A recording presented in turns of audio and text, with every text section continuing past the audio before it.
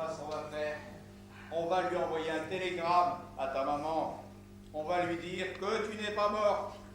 Tiens, ben, je vais le rédiger tout de suite pour te rassurer. Et demain, je l'enverrai en urgence.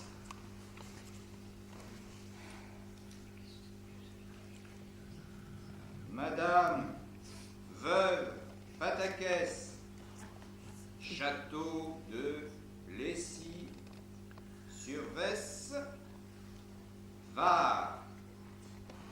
Je t'ai menti. Ce n'est pas un château. Je t'ai vu 10 fois faire cette adresse. Je fais l'adresse comme ça, mais c'est rue du Château, Plessis-sur-Vesse, Var. Ça arrive tout de même, parce qu'il n'y a plus de château. Ça a brûlé sous la Révolution. Va rue du Château. Pour moi, c'est pareil. Mais pourquoi m'as-tu raconté cette histoire à dormir debout? 100 fois, tu m'as parlé des rosiers grimpants le long de la vieille façade de pierre grise.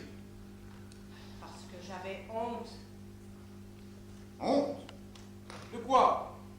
Ta maman n'est pas de château? Il y en a de moins en moins, tu sais, des mamans à château. Mais je trouve ça très bien, moi, très gentil, une petite maison qui croule sous les roses. Mais je la vois bien, ta maman, dans son petit jardin, avec son petit sécateur, coupant ses petites roses. Elle croule pas sous les roses. Elle est derrière un garage en béton et elle a seulement 2 géraniums. Et qu'à cela ne tienne, on lui enverra des rosiers pour la fête des mères. Mais il n'y a pas que le rosier, je t'ai menti. Elle ne vit pas de ses rentes, maman. S'il avait des roses, elle n'aurait même pas le temps de les tailler. Elle se tue encore au travail, à son âge, avec son asthme qui la torture. Et qu'est-ce qu'elle fait? Elle est voyante. Voyons. Oui, voyante. Elle tire les cartes aux bonnes femmes du pays pour 15 francs. Elle lit leur avenir dans le marc de café. Oh, j'ai honte, maman, je te l'ai dit. Maman est voyante, maman est voyante. Mais calme-toi, mon petit rat. Dis-toi qu'à son âge, elle pouvait être aveugle. Ça j'avais peur qu'elle me voie morte. C'est terrible, tu sais, d'être la fille d'une voyante. On a l'impression d'être toujours surveillé. Mais pourquoi t'en faire un monde, mon petit rat? Il n'y a pas de ce métier. C'est tout naturel pour ma part que ta maman soit voyante. Moi, j'avais bien un oncle pasteur. Maman, est-ce que tu me vois morte? Est-ce que tu sais que ta fille est morte? Mais non, mon sang, puisque tu vis, enfin. Puis d'abord, elle s'est probablement pas fait de café cette nuit, ta mère. Et puis demain matin, en déjeunant, lorsqu'elle s'en fera pour avoir des nouvelles, elle verra bien que tu es rétabli dans son bar de café. Et puis d'abord, je t'ai menti. Papa n'était pas vice-consul du Nicaragua à Nice. Il était du Nicaragua, mais pas consul. Il était croupier au palais de la Méditerranée. Et on l'a renvoyé parce qu'on s'est aperçu qu'il mettait des jetons dans ses chaussettes depuis des années en faisant semblant de se gratter la jambe. Ça a été un scandale terrible. Ils sont venus fouiller toute la maison. Ils ont même éventré mes poupées. Alors, il s'est mis à boire. Et puis il est parti. Avec une femme qui faisait des poids et haltères dans les music-halls. Maman est restée seule à m'élever sans un sou. Mon pauvre petit rat. Elle a commencé à faire de la couture. Et puis après, elle a fait le trottoir. Mon pauvre petit lapin. Et quand j'ai commencé à devenir jolie, elle m'a fait faire les prix de beauté sur la côte. Je Je savais bien ce qu'elle voulait. C'est que je fasse comme elle à mon tour. J'avais honte. Je faisais semblant de ne pas comprendre. Mon pauvre petit oiseau. Et puis quand j'ai été élue Miss Lagarou, j'ai plu à Goldenstock, qui faisait partie du jury. Et c'est comme ça que j'ai commencé à faire du cinéma. Goldenstock! Ah, je me doutais bien, ma petite, que ton père n'avait pas été vice-consul du Nicaragua à Nice. Mais alors, de là à m'apprendre que tu avais été putain. Mais tu m'avais dit que tu sortais du conservatoire. Mais je n'ai jamais été putain, grossier personnage. Au conservatoire, j'y étais 2 ans. Oh, je veux mourir. Où sont mes comprimés? Dans ma poche, inutile de les chercher. Tu as été la maîtresse de Goldenstock, oui ou non? Si tu crois qu'on est la maîtresse de Goldenstock comme ça, il ne m'avait donné qu'un tout petit rôle. 3 cachets. 3 cachets? 3 cachets? T'as même pas offert un yacht, une voiture décapotable, un appartement avec terrasse, je sais pas moi, quelque chose d'honorable? 3 cachets? C'est un monde très fermé, tu sais, le cinéma. Et toi, tu as commencé à traîner dans les studios à 16 ans? Eh ben, c'est du propre. Et ça a été tout de suite les petits régisseurs, dans l'espoir qu'ils te recommanderaient au metteur en scène. La première fois qu'une figurante aurait 2 mots à lire. Bah, c'est difficile, tu sais, d'être une jolie fille.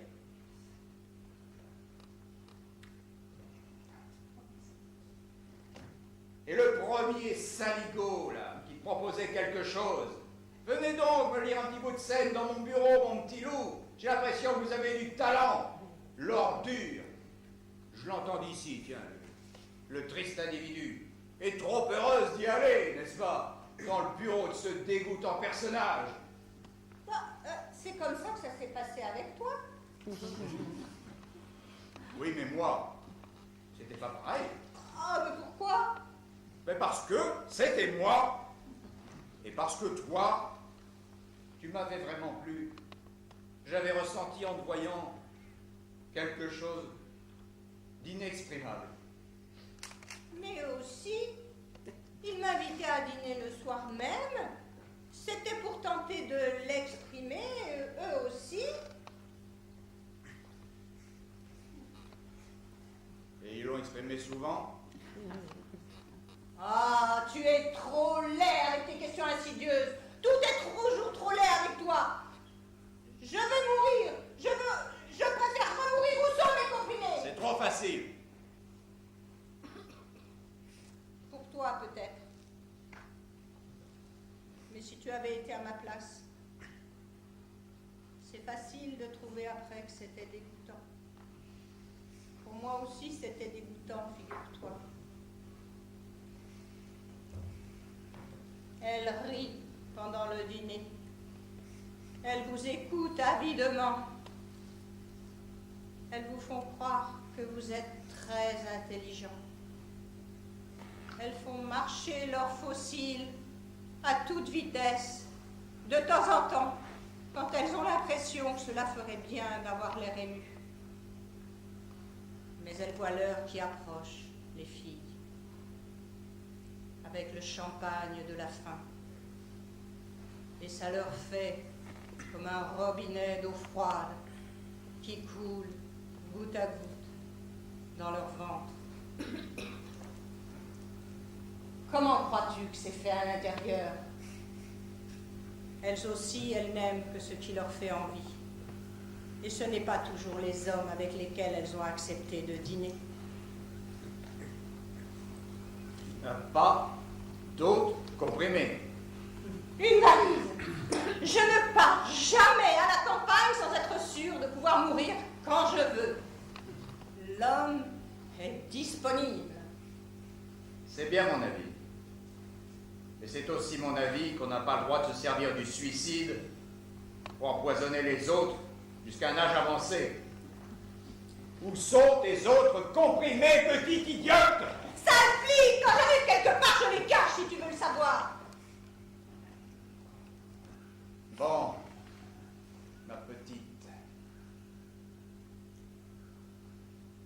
m'a reproché toute ma vie d'être une brute, d'aller mon chemin d'homme en bonne santé, libre, et plutôt favorisé du sort, et de ne tenir aucun compte des misérables et de leurs horribles tourments. En vérité, j'ai passé mon existence à essuyer des reproches, à ne pas dormir d'angoisse, à suer de compassion, à courir partout pour essayer de mettre de l'ordre dans la vie d'une demi-douzaine de mouches empêtrées dans leur complexe, leur impuissance congénitale, leur égocentrisme maladif. Car on ne le dit jamais, parce qu'ils ont les honneurs de la bonne littérature. Il n'y a pas plus égoïste que ces pauvres êtres. Ils se sont mis dans la tête, une fois pour toutes, qu'ils n'avaient rien à donner, mais qu'en revanche, tout le monde leur devait quelque chose. Mais comme moi, j'avais compris ça tout seul, tout petit, on m'a haï. On m'a traité de tous les noms.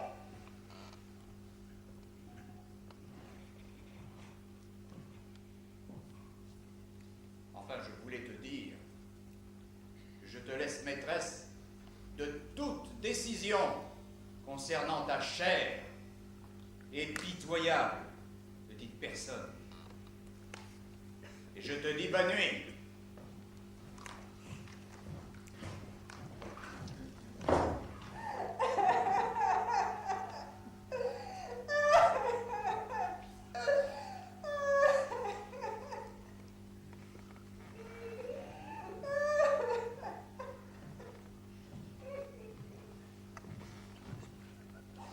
Ce n'est pas raisonnable de pleurer comme ça, tu diras.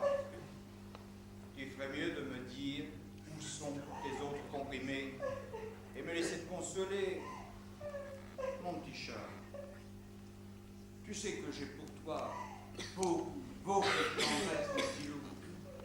Rentre ta ménagerie. Rien ne pourra me consoler. Jamais. Mais de quoi, mon sang? D'abord, pourquoi tu essaies de te tuer? Tu ne me l'as pas dit. D'habitude, tu me dis toujours pourquoi tu essaies de te tuer. C'est moi qui t'ai fait quelque chose? Tout le monde. Ah non, alors là, non. Nous sommes trop nombreux. C'est pas une réponse. Si, tous autant que vous êtes. Depuis que je suis toute petite, vous ne cherchez qu'à m'humilier. Mais pas moi, en tout cas. Si. Tu crois que c'est gai d'être ta maîtresse dans cet hôtel plein de bourgeois qui me regardent? Tu crois que c'est gai d'être une femme qu'un monsieur vient voir tous les jours? Mais à bicyclette, en voisin. On va avoir des amis dans la région. Des amis, oui, mais pas un ami. Et comme par hasard, un homme avec qui on s'enferme tous les jours, dans sa chambre pendant 2 heures, pendant que les autres prennent le thé sur la terrasse. Parce que toi, ton rêve, c'est de prendre le thé sur la terrasse avec ces dames. Tu me déçois. Je te croyais une femme libre. Mais libre de quoi?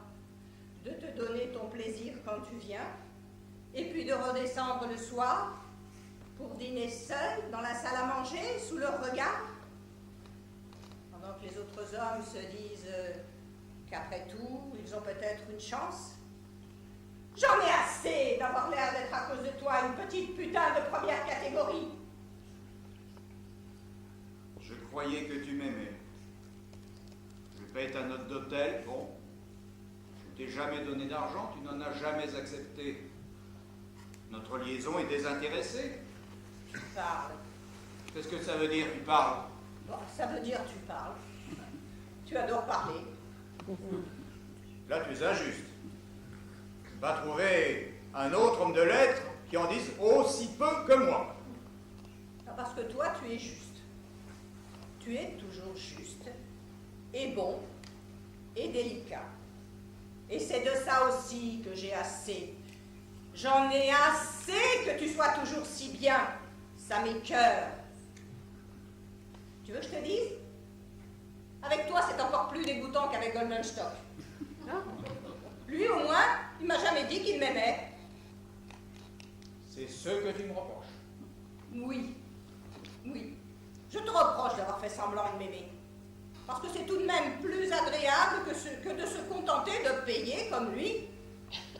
Bah, c'est comme les restaurants où tu m'emmènes. Lui, c'est un homme simple. Quand il sort avec une fille, il va chez Maxim's. Toi, c'est toujours des petits bistrots qui ont l'air de café-tabac, mais où ça coûte encore plus cher. C'est ça ton vice. Ne pas avoir l'air, même d'avoir de l'argent. Et moi, quand je regarde les prix de la carte dans les restaurants, j'ai envie de vomir. Oui. Mais loin de vomir, tu commandes des marraines quand ce n'est pas du caviar. C'est le vice des petites putains. Ça ne l'aime pas tellement. Mais quand ça sort avec monsieur, ben, tu trouves que c'est trop cher le caviar? Non. À condition qu'on ait le courage de le manger sans parler de la misère des autres. Parce que toi aussi, tu triches, ma petite. Tu profites sur les deux tableaux. Nous sommes deux tricheurs. Mais je ne passe pas mon temps à te faire honte. Parce que toi, tu t'es acheté une bonne conduite en plus. Tu n'as même pas les inconvénients d'être un bourgeois. Tu peux aussi bien trinquer sur le zinc avec un chauffeur de taxi que d'aller serrer la pince au président de la République le soir où il reçoit les artistes à l'Élysée. Rends-moi cette justice, ma petite. C'est quelque chose que je n'ai jamais fait. Je sais. Tu n'as jamais rien fait de tel. Tu n'as jamais envié les autres. Tu n'as jamais eu faim. Erreur. Un jour, mon père m'avait coupé les vivres. Et je suis resté 8 jours sans manger. Sauf quelques invitations de hasard. Mais tu ne sais rien. La vie aura été pour toi un jeu, comme ton théâtre, où tu seras passé en dansant. Vous ne savez rien, les petits riches. Même quand vous mettez votre point d'honneur à ne jouer qu'avec nous. Et c'est pour ça que tout à coup on se met à gueuler et qu'on achève de creuser le fossé. C'est pourtant pas ma faute si ma mère n'était pas voyante.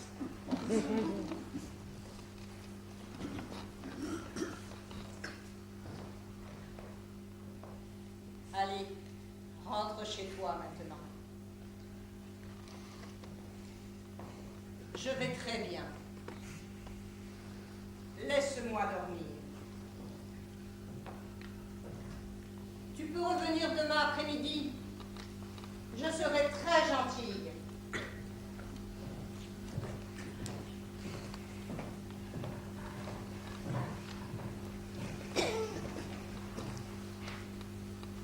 Je l'ai toujours dit. Au théâtre, dès qu'on quitte le comique, c'est la chienlit.